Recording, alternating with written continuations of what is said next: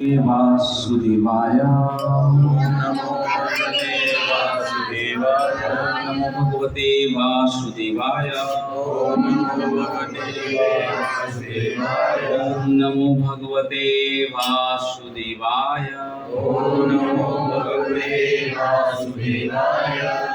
ज्ञानतिमिरान्धस्य ज्ञानाञ्जनशलाकया चक्षुरुन्मीलितं येन तस्मै श्रीगुरुवे नमः।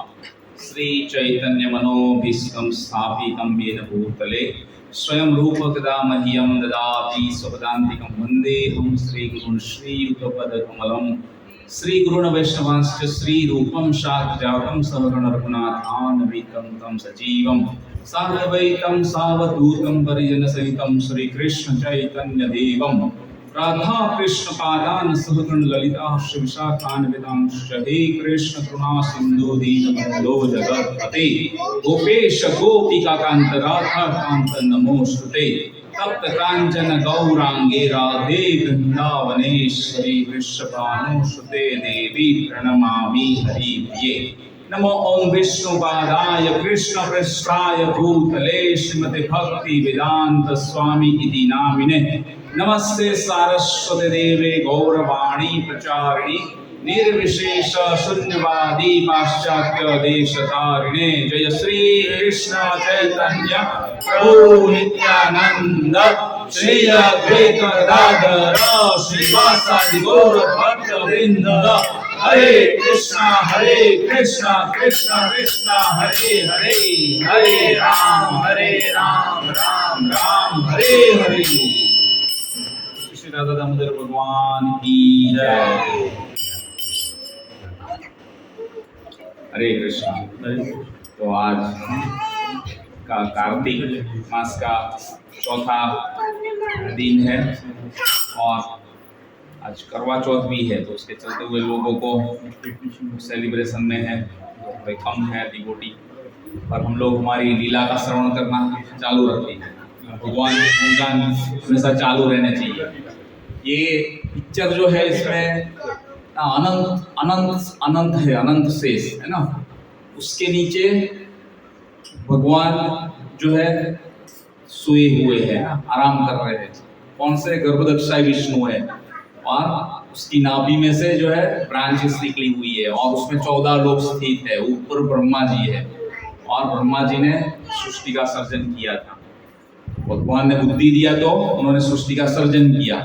ये पूरा भगवान की नाभि के ऊपर टिका हुआ है और अनंत शेष ने इसको नीचे से सपोर्ट किया हुआ है ना। तो ये अनंत शेष के ऊपर जो ये पूरा ब्रह्मांड और ये पूरा लोक जो और पूरा भार जो है ना, एक राई के दाने की तरह है।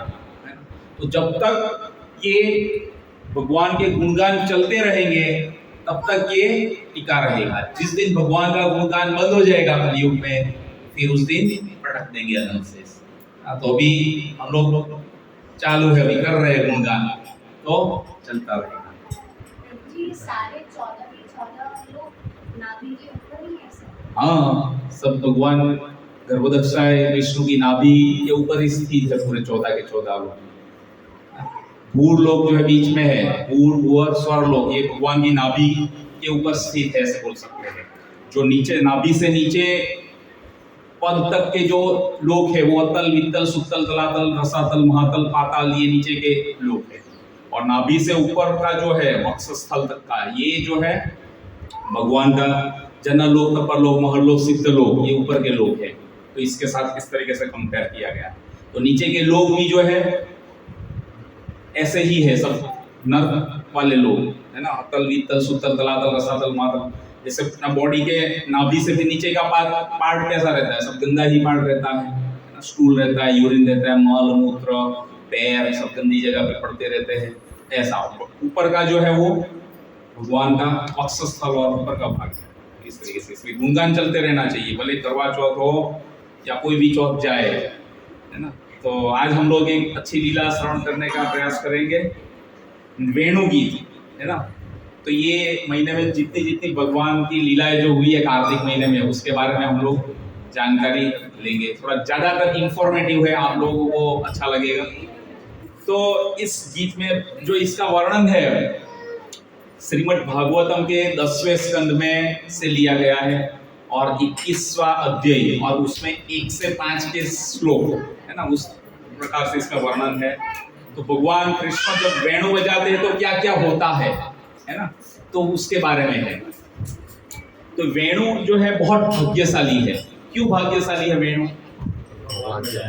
भगवान बजा रहे, भगवान ने पकड़ा, भगवान अपना मुख लगा रहे हैं और वो भी लोगों के बीच में है ना।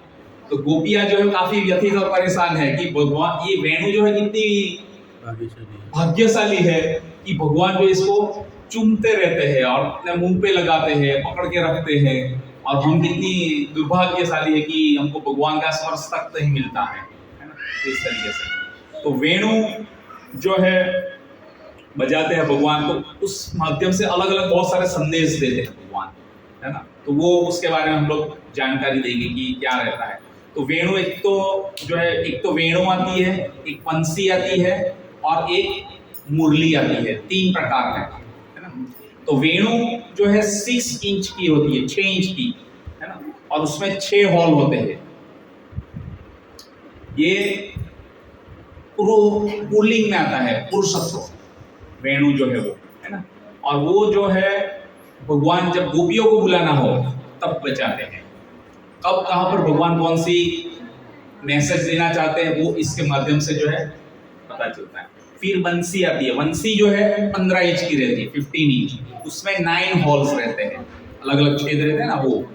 और वो मैस्कुलाइन है, वो फेमिनाइन बोलते हैं ना, स्त्रीलिंग मतलब फेमिनाइन। और वो जो है गोपियों को बुलाने के लिए भगवान यूज करते हैं। जब गोपियों को संदेश देना हो, बुलाना हो, तो भगवान अपनी बंसी बजाते हैं। और मुरली जो है 18 इंच लॉन्ग रहती है, 18 इंच है ना, ऑलमोस्ट इतनी। ये टाइल्स ऑलमोस्ट 75% पकड़ लीजिए, 2 फीट की है।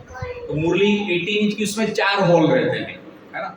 और ये भी फेमिनाइन में ही आता है ना, स्त्रीलिंग। तो बंसी और मुरली जो स्त्रीलिंग में आता है और पुल्लिंग में जो है पुरुषत्व में वेणु आता है। और जब भगवान को दोनों को प्लस गाइयों को साथ में बुलाना हो then he is using the murli बजाते हैं भगवान। तो इस तरीके से भगवान 3 चीज बजाते हैं। क्लियर हो गया? वेणु, बंसी और मुरली। क्लियर हो गया? ये 3 चीज है।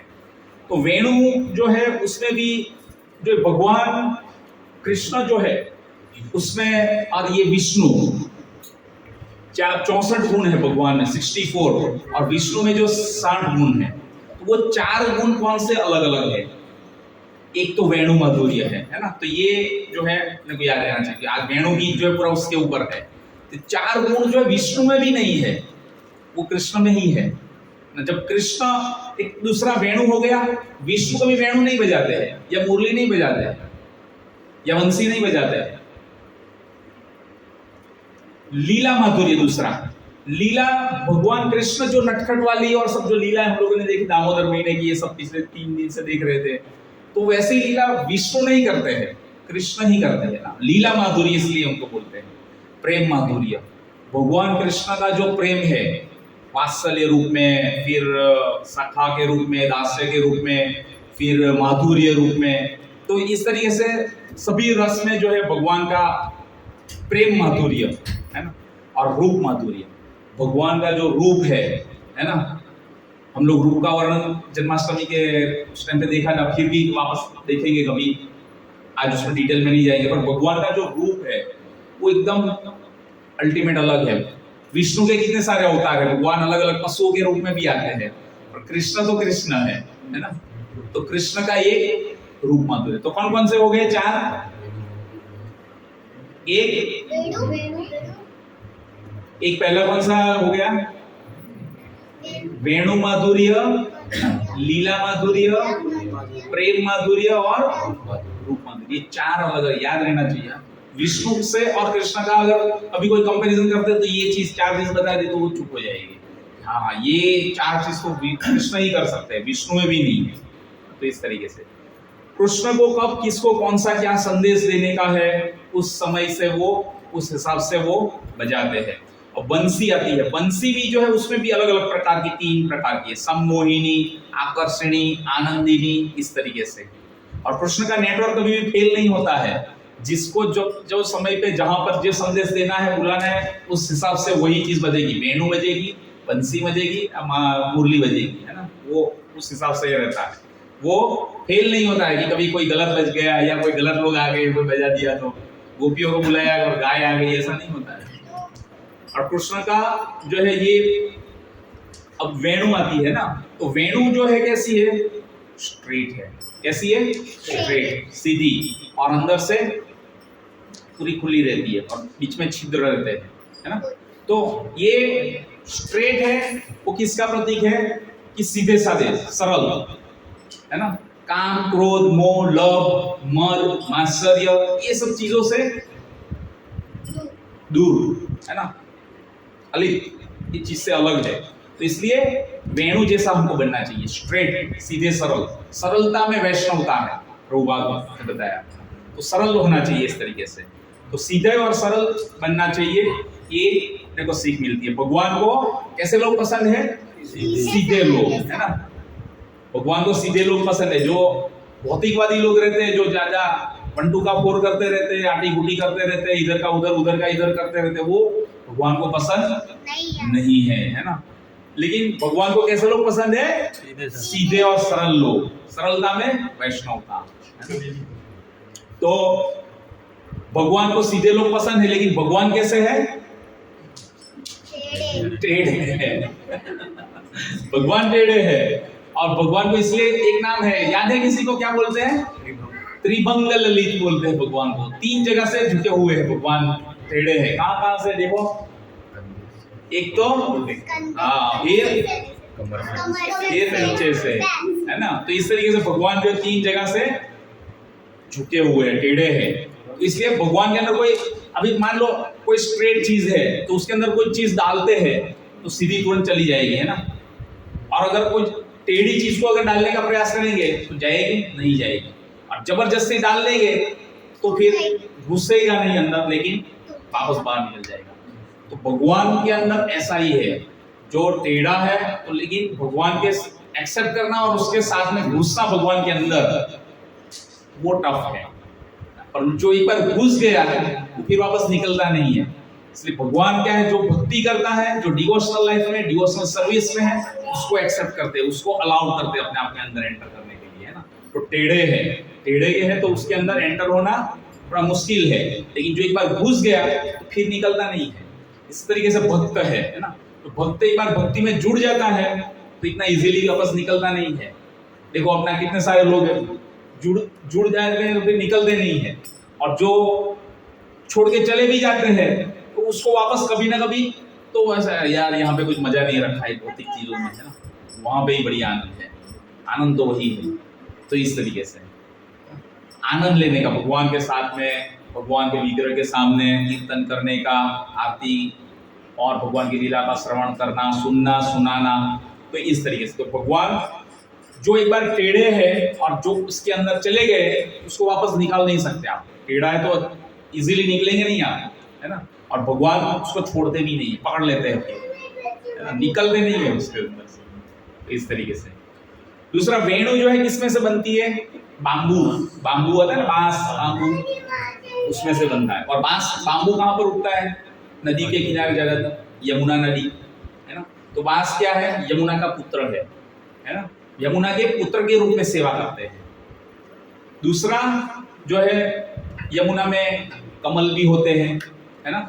और कमल जो है वर्लफुल इफेक्ट आती है, रिवर्स वर्लफुल, ऐसे ऐसे करते हैं, वर्लफुल ऐसे ऐसे आता है ना, बवंडर जैसे अंदर जाता है, और जो रिवर्स आता है तो वो बाहर फेंकता है ना। तो यमुना में जब भगवान बंसी बजाते हैं तो पानी एकदम फ्लो फास्ट आता है, तो वर्लफुल इफेक्ट रिवर्स आएगी तो ऊपर आएगी कमल, और कमल ऊपर आएंगे तो वंशीवट के ऊपर भगवान की सेवा में लग जाए, उससे बड़ा सौभाग्य की बात और कोई नहीं हो सकती, है ना।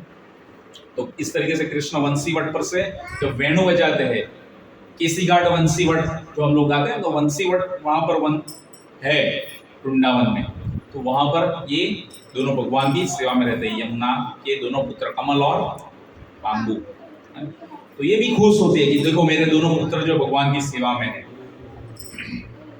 दूसरा, जब भगवान कृष्ण जब वेणु बजाते हैं, है ना, तो मोर जो रहते हैं वो भी नृत्य करने लगते हैं। क्या करते हैं? मोर भी नृत्य करने लगते हैं।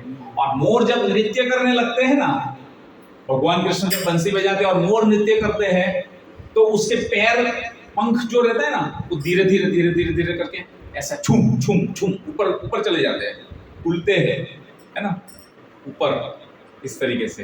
तो हम लोग ये जब बरसाना गए थे, तो बरसाना में 4 गढ़ है ना, दानगढ़, मानगढ़, विलासगढ़ और चौथा कौन सा रह गया? दानगढ़, मानगढ़, भानगढ़ और विलासगढ़, इस तरीके से 4 गढ़ है। उसमें से जो बरसाना का जो मेन मंदिर है जो राधा रानी का, वो मानगढ़ पे है ना, ऊपर। तो वहां पर जब आप जाते हो तो साइड में जो थोड़ा जाते हैं तो वहां पर एक मोर कुटीर करके जगह है, वो शायद आपको याद होगा, हम लोग गए थे मोर कुटीर, जहां पर भगवान ने मोर बने थे और राधा रानी जो मोरनी बनी थी और वहां पर नृत्य किया था। और जब राधा रानी रूठ गई थी तो उसको मनाया था, और जब उन्होंने ये लीला वहां पर की थी और जब नृत्य किया था तो बाकी गोपालक और बाकी सब भी वहां पर आ गए थे और वो भी एक आनंद में साथ में लिप्त हो गए, है ना। वो लीला वहां पर हुई थी, है ना। तो मोर और मोरनी इन दोनों का जो है कंपटीशन होता है, राधा रानी और भगवान कृष्ण का। और जब ये कंपटीशन होता है तो राधा रानी जो है भगवान कृष्ण को परास्त कर देती है ना। तो इसलिए जो मोर का जो पंख है वो भगवान कृष्ण अपने सर के ऊपर देखो धारण करके घूमते हैं, है ना। वो क्यों भगवान अपने सर के ऊपर धारण करते हैं? क्योंकि वो उसकी हार की निशानी है। देखो मैं हार गया, हार की ट्रॉफी लेके घूमते हैं। हम हमारी हार की ट्रॉफी रहती है तो छुपा के रखते हैं, किसी को दिखाने का नहीं। लेकिन हमारी जीत की ट्रॉफी है तो बराबर झंडे गाड़ते हैं। लोगों के घर में जाते हैं ना, पूरा हॉल में पूरा ट्रॉफी रखने की जगह नहीं रहती है, उतनी ट्रॉफी इकट्ठी हो गई होती है। तो ऐसा है ना। तो भगवान अपनी हार का झंडा लेके घूमते हैं, देखो मैं हार गया, राधा रानी से हार गया, इस तरीके से। इसीलिए भगवान का एक दूसरा नाम ये भी है, राधा पराजी।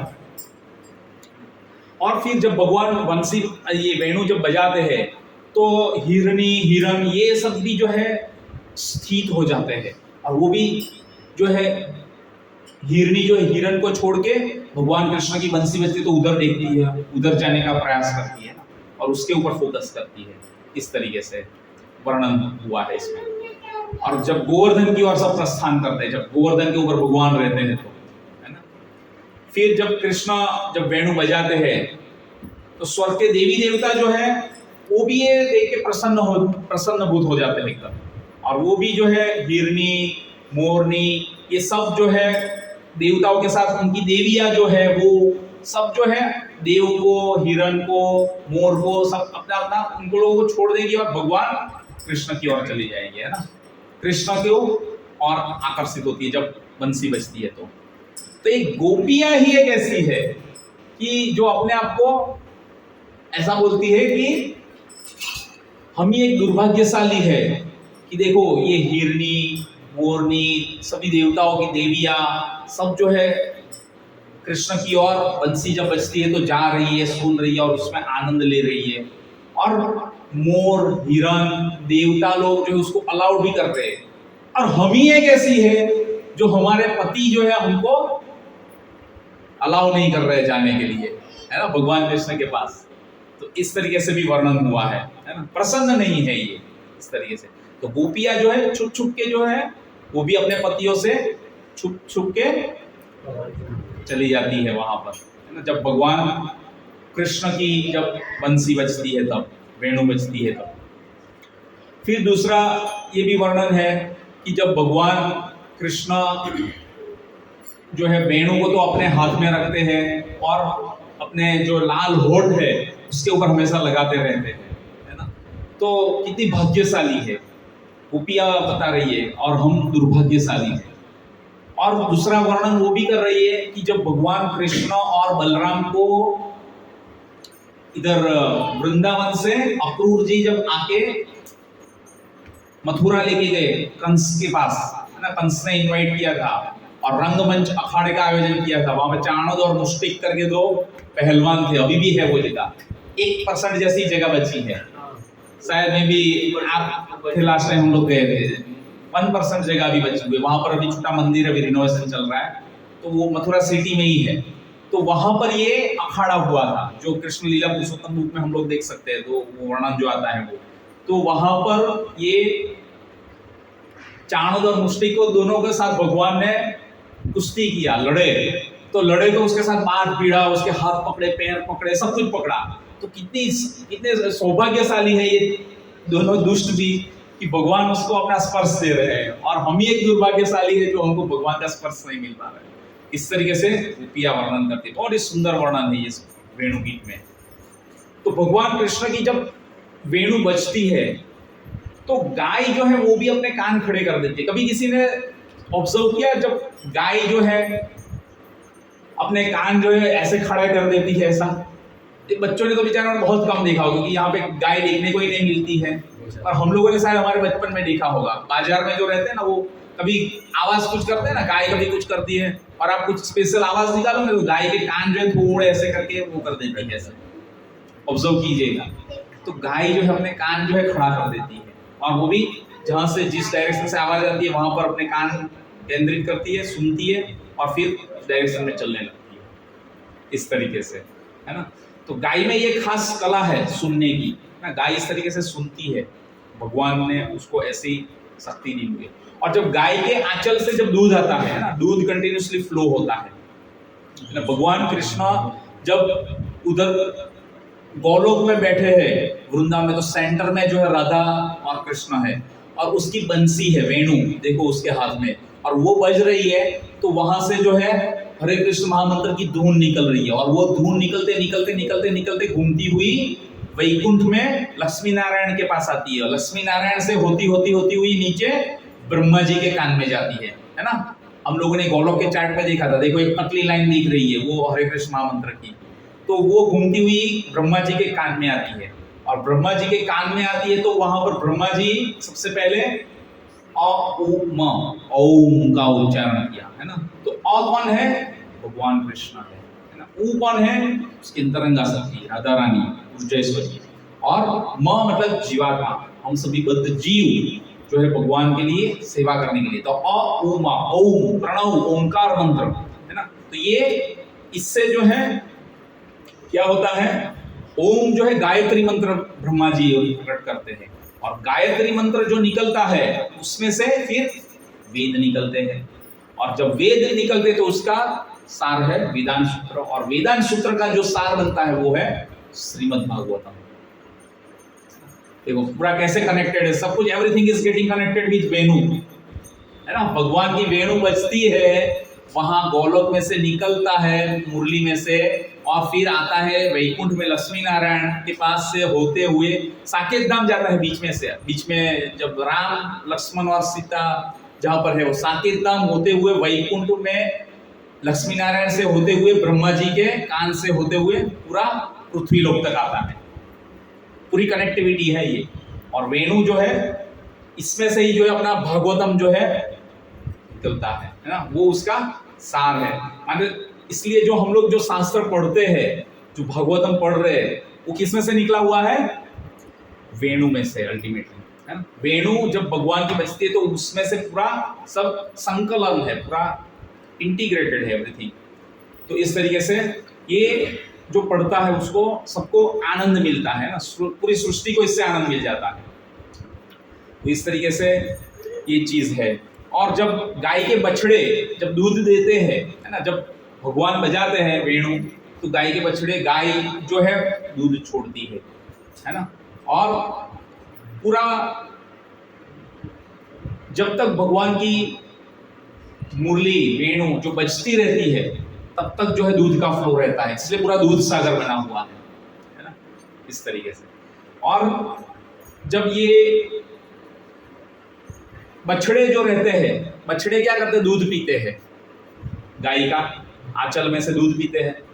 तो जब भगवान की बंसी अगर बीच में बज जाती है तो बछड़े जो दूध पीते हैं ना, तो वो जो है पूरा रुक जाते, स्तब्ध हो जाता, मुंह में लिया है तो वैसे ही कंडीशन में रह जाएंगे, है ना, वैसे के वैसे दूध भी स्टेगनेंट हो जाता है, फ्लो हो जाता है ना, इस तरीके से। और जब यमुना जो है, यमुना बहती है, अब जब भगवान की वेणु जब बजती है तो यमुना फ्लो करती है। ये वेणु जो ऐसी है कि जो स्टेगनेंट चीज है वो फ्लो करने लग जाती है, और जो फ्लो करती हुई चीज है वो स्टेगनेंट हो जाती है जब भगवान की बंसी और वेणु बजती है। तो यमुना भी जो है बहती है, और लेकिन जब भगवान की बंसी बजती है ना, तो यमुना भी रुक जाती है ना। तो यमुना रुक जाती है, पीछे से फ्लो कंटिन्यू आता रहता है, तो फिर बढ़ता जाता है लेवल, और बढ़ता जाता है तो कमल भी ऊपर आ जाते हैं, है ना, और पूरा रिवर्स फुल इफेक्ट आती है, और कमल भी बाहर आते हैं, भगवान की सेवा में लगते हैं। इस तरीके से कनेक्टिविटी। तो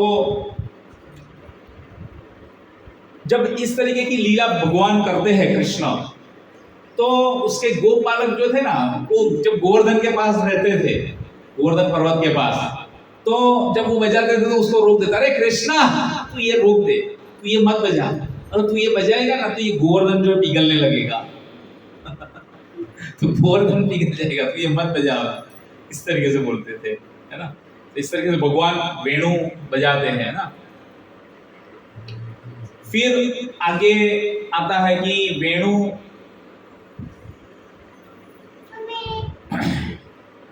जब बजती है भगवान की, तो पक्षी जो वृक्ष के ऊपर बैठे हुए हैं वो भी जो है सुनने के लिए आतुर हो जाते हैं, और उस दिशा में प्रस्थान करने लगते हैं जहां से ये आवाज आ रही है। और सभी पशु पक्षी सभी में जो भगवान ने ये ऐसी कला, ये शक्ति दी है कि भगवान की जब बंसी बजती है तो वो उसको रिकॉग्नाइज करते हैं, और फिर वो डायरेक्शन में चलते हैं, वहां पर आगे जाते हैं, है ना। तो कृष्ण जहां पर भी रहते हैं तो वहां पर बताया गया ना कि स्टेगनेंट चीज जो है फ्लो करने लग जाती है, फ्लो जो है वो स्टेगनेंट हो जाती है, फ्लोइंग होती हुई चीज जो है। तो जहां कहीं पे कृष्ण जाते हैं, आते हैं, जहां पर कनेक्ट होते हैं, तो उथल पाथल मचती है वहां पर, है ना, शांति नहीं रहती है। कृष्ण जहां पर आते हैं वहां पर शांति नहीं रहती है। कितने लोग मानते हैं ऐसा? बाहरी भौतिकवादी लोग हैं वो ऐसा मानेंगे कि कृष्ण के साथ जुड़ जाएंगे तो फिर तो शांति ही मिलेगी। अच्छा ही है ना, पर हम लोग भक्तों को पता है कि कृष्ण के साथ जुड़ते तो शांति मिलती है, नहीं मिलती है। हमारा एक हफ्ता ऐसा नहीं जाता है जिसमें शांति से बैठे रहते हैं। तो माता जी लोगों को प्रसाद, भक्त लोगों को भी भागा दौड़ी, और कुछ न कुछ समय में बड़ा बड़ा प्रोग्राम, ये वो प्रसाद बनाना, बाकी तैयारी, ये वो सब चलता ही रहता है। इससे पहले जब हम लोग कृष्ण से कनेक्ट नहीं थे तो शांति थी तो कुछ करने के लिए नहीं था, खाओ पियो घूमो मस्त, हिल स्टेशन पे जाओ, कुछ नहीं।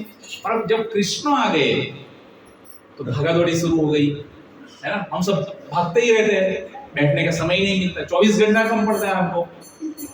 ऐसे ही जब भगवान आए कंस के कारागृह में, जब प्रकट हुए, है ना, तो वहां पर आने वाले थे माता देवकी के गर्भ में, तो वहां पर देवकी और वसुदेव के बीच में भी उथल पाथल शुरू। आते ही चलो मेरे को वहां से लेके चलो, और वहां से वहां गए, और वहां भी लीला है चालू, है ना। मामा कंस खिलौने भेजते रहते, और इधर पसंद नहीं आते थे कृष्ण को, तोड़ तोड़ के फेंक देते थे।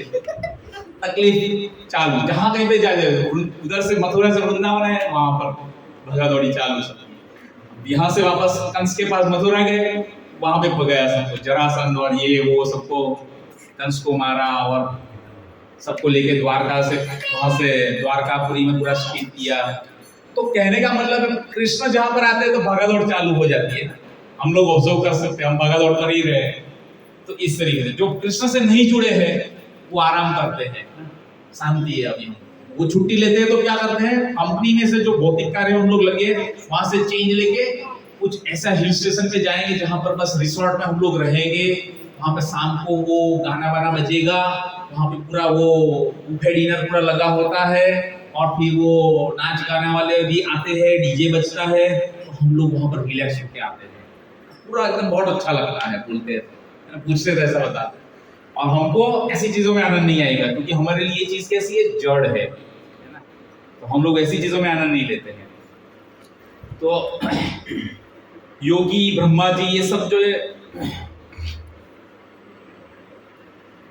वो भी जो है जब भगवान कृष्ण का मुरली वेणु जो बजती है तो ब्रह्मा जी और योगी जो है वो भी नृत्य करना चालू कर देते हैं, है ना। शिव जी जो है इवन एक्सटेसी में आके नृत्य करना चालू कर देते हैं जब भगवान कृष्ण की वेणु बजती है, तो है ना। तो इस तरीके से वर्णन हुआ है। बादल जो है वो पानी से भर जाते हैं, है ना, तो ऊपर बादल बनते हैं। और जब भगवान कृष्ण की जब वेणु बजती है तो बादल भी जो अभिषेक करते हैं ना, बादल भी पानी छोड़ते हैं, है ना, इस तरीके से। तो ये भी जो है अभिषेक करते हैं भगवान का, बादल जो है वो। तो बंसी और मुरली फीमेल के रूप में आते हैं और कृष्ण जो है ये वेणु जो है वो मेल के रूप में है ना। तो वेणु जो है भगवान कृष्ण का इमीडिएट एक्सपेंशन आता है बलराम संकर्षण, तो उसकी एक्सपेंशन उसमें उसके अंदर में आता है।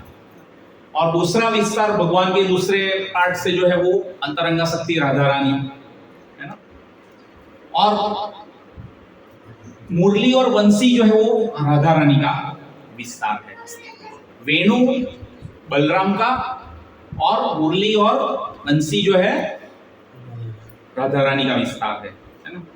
तो वेणु के आवाज के बारे में जब निकलती है तो जो इफेक्ट आती है वो हम लोगों ने देखी कि किस तरीके से पूरा इंटीग्रेटेड है ना। अब एक बार भगवान का जो सखा है मधुमंगल, उसने क्या किया, जब कृष्णा को देखा कि ये पूरा वेणु से और मुरली ये बंसी सब बजा के काफी सारा काम कर लेता है, बैठे बैठे ही सब काफी सारे सिग्नल चले जाते हैं, लोग आ जाते हैं चले जाते हैं, सब अपना अपना सब काम हो जाता है। लाओ एक बार मैं इसको धारण कर लेता हूँ, मैं ले लेता हूँ। तो उसने कृष्ण का पूरा रूप ले लिया और बंसी भी ले ली, है ना। वेणु जो है चुरा ली और फिर वो कृष्ण की तरह बन के बजा के घूमने लगा। और जब कृष्ण की तरह बजा के बन के वो घूमने लगा तो जो है असुर आया।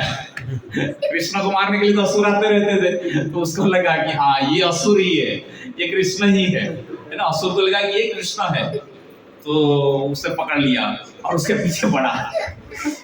से उसके पीछे पड़ा तो भागा कृष्ण के पास, है ना। कौन भागा? मधुमंगल, है ना, उसका दोस्त था कृष्ण भगवान का। तो वो भगवान के पास भागा, अरे कृष्णा तो बचा, ये असुर तेरे पास पीछे पड़ा है, देख तू तेरी वेणु जो है तू तेरे को मुबारक, तू पकड़, मेरे को नहीं चाहिए, मैंने पकड़ी तो ये तो असुर जो है मेरे पीछे पड़ गए।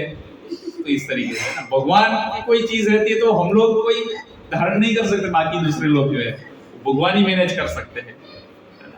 ऐसा ही महाभारत में वर्णन आता है। अश्वत्थामा ने भगवान कृष्ण के पास से सुदर्शन चक्र मांगा था। सुदर्शन चक्र मांगा था कि ये कृष्ण के पास से, ग्वाल वाले के पास से मैं सुदर्शन चक्र ले लूं और इसी का गला काट देता हूं और इसकी भी खेल खत्म कर देता हूं इसका। तो गया और फिर बाद में उसने भगवान कृष्ण को बोला कि कृष्ण तुम्हारा सुदर्शन चक्र जो है मुझे दे दो, मुझे चाहिए। कृष्ण भगवान ने बोला ठीक है ले लो। नहीं, अश्वत्थामा का केस में बता रहा हूँ। अश्वत्थामा को भी दिया था जब ये बाकी लोगों को महाभारत में सब मार दिया ये कौरव लोगों को, उसके बाद में तो अश्वत्थामा गया, कृष्ण भगवान ने बोला ले लो ठीक है सुदर्शन चक्र ले लो। तो अश्वत्थामा ने बोले ठीक है दीजिए। तो भगवान कृष्ण ने छोड़ा सुदर्शन चक्र। जैसे सुदर्शन चक्र नजदीक गया, सुदर्शन चक्र में से जो तेज, जो अग्नि और जो गर्मी इतनी जबरदस्त प्रकट होती है कि वो धारण नहीं कर सकता कोई। और जब उसके पास गया अश्वत्थामा के पास सुदर्शन चक्र, तो जो वो है दूर दूर भागने लगा अश्वत्थामा। अरे तो गर्म हो गया, गरम आ रहा है, बहुत गर्मी होगी और ये मैं धारण नहीं कर सकता। और उससे वापस भागते कृष्ण के पास गया, अरे कृष्ण ये सुदर्शन चक्र तुम ले लो, मैं नहीं रख सकता, ये तो बहुत गर्मी पैदा कर रहा है, मैं नहीं ले सकता इसको, है ना। तो उसने भी वो इस तरीके से वापस दे दिया। तो ऐसे भगवान की जो कुछ चीजें रहती है वो कोई दूसरे धारण नहीं कर सकते, है ना, वो भगवान के ही कंट्रोल में रहता है। तो फिर बाद में भगवान ने फिर से वो ले लिया, क्योंकि उसका प्लानिंग वैसा ही था कि मैं ये ले लूं और फिर उसको मारूं भगवान कृष्ण को। और भगवान कृष्ण के लिए ये नींद बजाने का चीज है वेणु, है ना। अब जब भगवान कृष्ण वृंदावन में रहते हैं तो वेणु बजाते हैं, जब भगवान कृष्ण द्वारका चले जाते हैं, कहां पर, तो द्वारका में कभी रहता है, द्वारका में कभी भगवान कृष्ण के पास वेणु बजाई वैसे नहीं, तो भगवान का वहां पे ऐश्वर्य भाव है ना। यहाँ पे तो माधुर्य भाव में है, वृंदावन में गोपियां हैं, गोपालक है, ग्वाल वाले हैं, गैया है, पूरा ब्रज में, तो वहां पर भगवान ये बजाते हैं, वहां पर ऐश्वर्य भाव है, तो वहां पर भगवान वो नहीं बजाते हैं, है ना, अलग है वहां पर मूड भगवान का। तो भगवान बहुत सरलता से ये भक्तों के लिए उपदेश देते हैं कि जो टेढ़े है भगवान, फिर भी जो है, जो भगवान को एक्सेप्ट कर लेता है, भगवान की भक्ति में लगता है, भगवान उसको एक्सेप्ट कर लेते हैं और अपने अंदर घुसने देते हैं। और जब एक बार कोई भगवान के अंदर घुस जाता है तो फिर वो टेढ़े है इसलिए वो बाहर नहीं निकल सकता, कोई गलती से थोड़ा बाहर निकल भी गया तो वापस अंदर आ जाएगा, है ना। तो इस तरीके से वर्णन में तो वेणु की जो छिद्र है उसमें से अलग अलग प्रकार के जो संदेश है वो निकलते हैं, है ना। तो इससे माध्यम से भगवान बहुत सारे मैसेज जो है पास ऑन करते हैं। तो ये छिद्र जो है मेन उसमें ये कार्य करते हैं। और जब भगवान पौगंड अवस्था में थे, दैट मीन्स के अराउंड 6 to 10 years, तो किशोर बाल्य अवस्था की, पौगंड अवस्था, किशोर अवस्था, युवा अवस्था और तरुण अवस्था, इस तरीके से अवस्थाएं आती है। तो जब 6 से 10 में थे तब से ग्वाल वाले की तरह जो है गैया को लेके जाते थे। नंद महाराज की 30 लाख गाय थी, है ना, 30 लाख गाय थी 30 लाख गाय थी नंद महाराज के पास। लेकिन जब वसुदेव मथुरा से कृष्ण भगवान को वृंदावन में लाके नंद महाराज के घर पे रख के गए तो नंद महोत्सव सेलिब्रेट किया यशोदा माता और नंद महाराज ने। तो 21 लाख गाय जो है नंद महाराज ने दान में दे दी थी, तो बची थी 9 लाख, है ना। तो इसलिए नंद महाराज के पास 9 लाख गाय थी। तो 9 लाख गाय जो है भगवान कृष्ण लेके निकलते थे। आप सोचिए, तो भगवान उसको चराने के लिए इस तरीके से जाते थे लेके, है ना। तो इसी तरीके से जो भगवान का वृंदावन में जो भगवान पूर्णतम रहते हैं, है ना, वहां पर गोपियों के साथ माधुर्य रस में रहते हैं। वो द्वारका की रानियों के साथ में भी नहीं रहता है वो रस जो है वो, है ना। वहां पर द्वारका में जो भगवान पूर्ण रूप में है, पूर्ण, और मथुरा में जब है पूर्णतर, और वृंदावन में जो है पूर्णतम, सबसे सर्वश्रेष्ठ, सबसे ऊपर, समझ रहे। पूर्ण, पूर्णतर और पूर्णतम। पूर्ण कहां पर है, द्वारका में, वहां पर ऐश्वर्यशाली भगवान का ठाट माट है, 16,108 रानी, 16,108 भव्य महल, और भगवान ऐसे बैठते हैं तो पूरा पेश किया जाए, है ना। और जब यहाँ पर आते हैं वृंदावन में तो वहां पर बिना चप्पल के, है ना, ग्वाल वाले की तरह ही ब्रज की मिट्टी में घूमते हैं। तो ऊपर का जो भगवान वैकुंठ गोलोक है वो भगवान का घर है ना, बिना चप्पल के भगवान घूमते हैं। और जब भगवान नीचे वैकुंठ में आते हैं तो पूरा ठाट माट के साथ बैठते हैं, है ना, पूरी रात सभा लगती है और फिर भगवान ऑर्डर करते हैं तो सब लोग आते हैं और डिस्कस किया जाता है। इस तरीके से भगवान का वैकुंठ, वैसे देखा जाए तत्वतः तो वैकुंठ और गोलोक में कोई डिफरेंस नहीं है, सेम लेवल पे है, पर डिस्टिंक्ट लेवल पे कुछ ऐसे डिफरेंशिएट कर सकते हैं। इस तरीके से आचार्य लोगों ने वर्णन किया है। ये जो वैकुंठ है विष्णु का और भगवान कृष्ण का गोलोक है ना। तो इस तरीके राधा रानी में से जो एक्सपेंशन आती है वो है सत्यभामा, भगवान श्री कृष्ण की रानी, 8 मुख्य रानी थी, तो उसमें से ये कुछ खास थी। और उससे भी पहली जो है रुक्ष्मणी, है ना। तो रुक्ष्मणी जो है वो चंद्रावली का एक्सपेंशन है ना। 8 सखी मंदिर हम लोग गए थे जो बरसाना के नजदीक के गांव में है, 8 सखियों के गांव है ना। कौन कौन से थे, ललिता, विशाखा, रंगदेवी, सुदेवी, भूदेवी और इंदुलेखा और चंद्रावली। तो इस तरीके से 8 गांव है और वहां पर उनके विग्रह अस्पताली में भी है ना। बहुत इंटरनल जगह पे है ये सब, कभी भी जाते हो तो वहां पर जाइएगा ये सब जगह पे दर्शन के लिए ना। एक शायद 2 बाकी रहा था ना, एक ऊंचा गाँव वाला जो है वो बाकी रहा था, और एक दूसरा, दो बाकी था, 6 कर पाए थे। बहुत इंटरनल है, इसमें टाइम जाता है। 3 दिन रुके थे पर 6 हो पाए। तो इस तरीके से ये एक्सपांसन है उसमें से, है ना।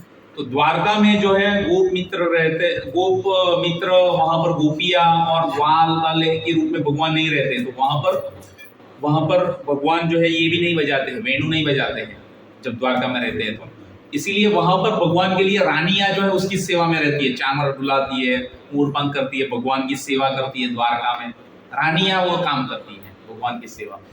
और जब ग्वाल वाले के रूप में भगवान वृंदावन में रहते हैं तो उसके गोपालक, गोपियां, सब उसके मित्र, सखा मंडल, ये सब रहते हैं, है ना। बलराम जी जो भगवान के साथ शांत रस में सेवा करते हैं उनके साथ में, है ना। जैसे मृदंग हो गया, करताल हो गया, भगवान के बिस्तर हो गया, जूते हो गए, तो ये सब चीजें जो है निर्जीव रूप में भी जो है भगवान बलराम जी के सेवा में लगते हैं। तो इस तरीके से भगवान का जो रंग भी जो है एक अलग किस्म का है ना। डार्क ब्लूइश ब्लैकिश टाइप का है ना। एक बार प्रभुपाद को बाहर जब थे तो एक शिष्य ने बोला, साउथ अफ्रीका में प्रचार, तो पूरे काले काले लोग थे। ये तो हमारे जैसे ही पूरे काले काले, ये आपके जैसे काला कलर नहीं है, लेकिन ये काला कलर एक डिफरेंट अलग है, डार्क ब्लूइश ब्लैकिश कलर। ये कलर आपको पूरे कहीं पे भी घूमोगे तो पूरे संसार में कभी भी कहीं पे मिलेगा नहीं। It's a unique Q colour भगवान कृष्ण का जो है। इस तरीके से ये बहुत ही सुंदर पूरा वेणु गीत का वर्णन है, आप पढ़ सकते हैं। तो ये भी एक बहुत ही इम्पोर्टेंट लीला थी भगवान श्री कृष्ण की, क्योंकि कार्तिक मास में हमको श्रवण करने के लिए उपयोगी थी। तो मैंने उसके बारे में जो जानकारी थी आप लोगों को बताई। हरे कृष्णा, श्री प्रभुपाद की जय। हाँ।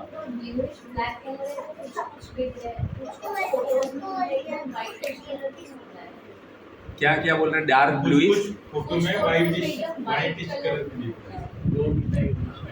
वो जनरली गौर निताई के विग्रह के रूप में उसको ट्रीट करते हैं। जैसे वृंदावन में है तो पहले गौर निताई है, फिर बीच में जो है कृष्ण बलराम है और साइड में राधा श्याम सुंदर है। तो जब भगवान का जो एक्चुअल रंग है वो इस तरीके से डार्क ब्लूइश ब्लैकिश टाइप का है। और गौर निताई जो है भगवान श्री चैतन्य महाप्रभु, श्री कृष्ण चैतन्य राधा कृष्ण नाहिर अन्य, चैतन्य महाप्रभु जो थे दोनों का मिलिंद अवतार थे। तो इसलिए वो रूप का जब विग्रह रखते हैं गौर और निताई, नित्यानंद प्रभु और गौरांग महाप्रभु, तो इस तरीके से। गूगल पे और मार्केट में ऐसी फोटोज में कृष्ण, इसीलिए हम लोग जो है बाहर के भौतिकवादी लोगों के फोटो भी नहीं लेते हैं, है ना। कोई एल दुकानों के सच, क्योंकि वो एक्चुअल में विग्रह उस तरह से डिजाइन भी नहीं रहते। अभी मेरे को वो जो है जिया की एक बुक थी, उसका पेंटिंग का सब्जेक्ट है, तो वो बता रही थी कि उसका पेंटिंग का सब्जेक्ट था, तो एक बुक पढ़ रही थी। तो मेरे को दिखाया कि उसमें वृंदावन की एक ब्रज लीला थी जिसमें भगवान ने गोवर्धन उठाया था। तो उसने मेरे को दिखाया कि ये पापा को अच्छा लगेगा, देखो मैं दिखा दूंगा, ये पढ़ रही। उसने मेरे को दिखाया, तो उससे जैसे ही मेरे को दिखाया मैंने पिक्चर देखते हुए तुरंत बोल लिया कि इसमें गलती है पिक्चर में बनाने वाले की, ये शास्त्र के हिसाब से नहीं बनाया है। तुरंत आपको सब में गलती ही दिखती है। बोला गलती है तो है, शास्त्र के हिसाब से नहीं है। क्यों, क्या है? बोला इसमें जो है भगवान कृष्ण जब गोवर्धन उठाया था तो अपनी एक उंगली के ऊपर ही केवल ऐसे ही उठा लिया था, है ना।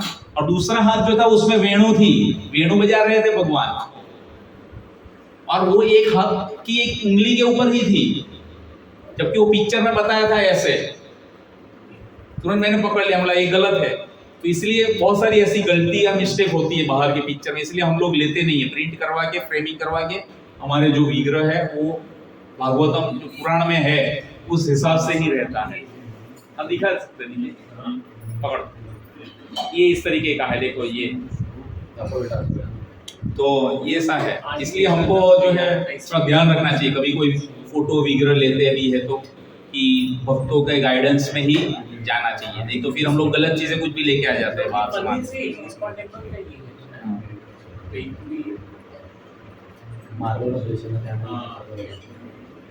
ठीक है, हाँ वो व्हाइट मार्बल में बनाते हैं तो फिर इसके लिए फिर हरे कृष्ण।